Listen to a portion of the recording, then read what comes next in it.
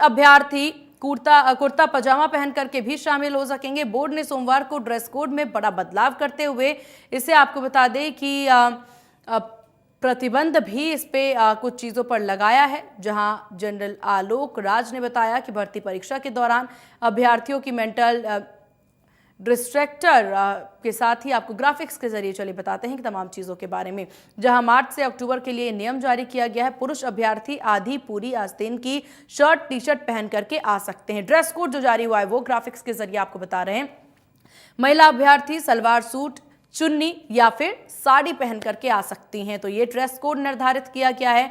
मार्च से अक्टूबर के लिए नियम है। आधी और पूरी आस्तीन का कुर्ता ब्लाउज पहन करके भी आ सकती हैं महिलाएं। तो वहीं आपको बता दें कि जो ये ड्रेस कोड जारी किया गया है इसको ही फॉलो करना अनिवार्य होगा।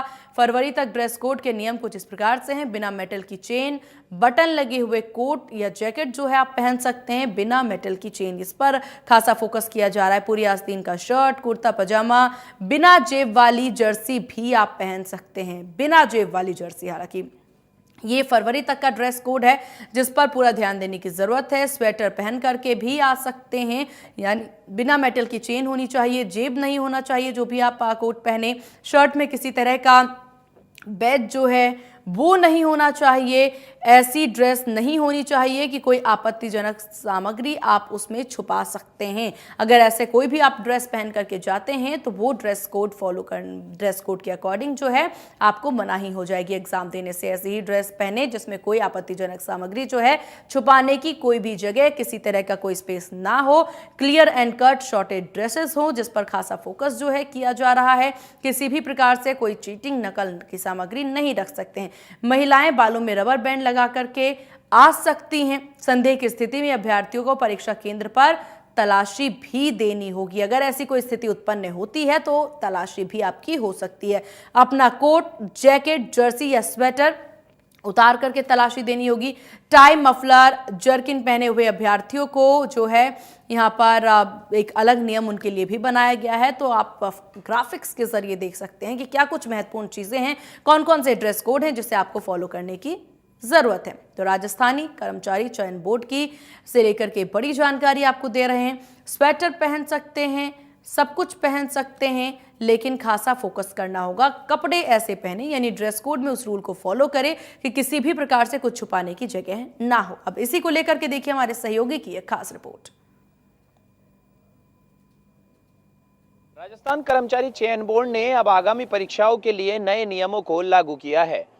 जो राजस्थान कर्मचारी चयन बोर्ड के अध्यक्ष है आलोक राज, उन्होंने ट्वीट कर इस बात को साफ किया है कि अब आगामी परीक्षा में कोई भी परीक्षार्थी ऐसी कोई भी चीज पहनकर ना आए जिसमें मेटल लगा हो, यानी मेटल की कोई जिप हो या मेटल मटेरियल का कोई बटन हो उसकी जैकेट या जिप या शर्ट पर अगर वो पाया जाता है तो उस परीक्षार्थी को अंदर परीक्षा देने के लिए अनुमति नहीं दी जाएगी। जिस तरीके से पिछले दिनों पेपर लीक के मामले निकलकर सामने आए थे तो उसको देखते हुए राजस्थान कर्मचारी चयन बोर्ड के द्वारा ये बड़ा फैसला लिया गया है ताकि जो ये चिटिंग जैसे मामले सामने आते हैं इन पर कहीं ना कहीं रोक लग सके। क्योंकि कोई भी मेटल की वस्तु होती है या फिर कोई ऐसी डिवाइस होती है जो चिटिंग के रूप में इस्तेमाल की जा सकती है, तो मेटल डिटेक्शन मशीन अगर उसे डिटेक्ट कर भी ले तो उस व्यक्ति की चैन, शर्ट या फिर ऐसी शर्ट पर या जिप के कारण उन्हें यह अनुमति देनी पड़ती है। क्योंकि ऐसा महसूस होता है कि जो उसके कपड़ों पर वो मेटल की जिप लगी है उसके कारण वो मशीन मेटल डिटेक्ट कर रही है। इससे बचने के लिए अब जो है राजस्थान कर्मचारी चयन बोर्ड ने नया नियम लागू किया है और ये साफ किया है कि आगामी परीक्षा में जो भी परीक्षार्थी आएगा वो कोई भी ऐसी चीज, जैकेट, शर्ट, जीन्स नहीं पहन के आएगा जिसमें मेटल का इस्तेमाल किया गया है। इसी को देखते हुए पुरुषों के लिए एक और नई जो है ड्रेस कोड को भी लागू किया गया है। जो पुरुष है वो परीक्षा देने के लिए अब कुर्ता पैजामा का इस्तेमाल कर सकते हैं और अपनी परीक्षा को बिना किसी परेशानी के दे सकते हैं। जो कुर्ता पजामा है उसमें किसी प्रकार का कोई बटन नहीं होता।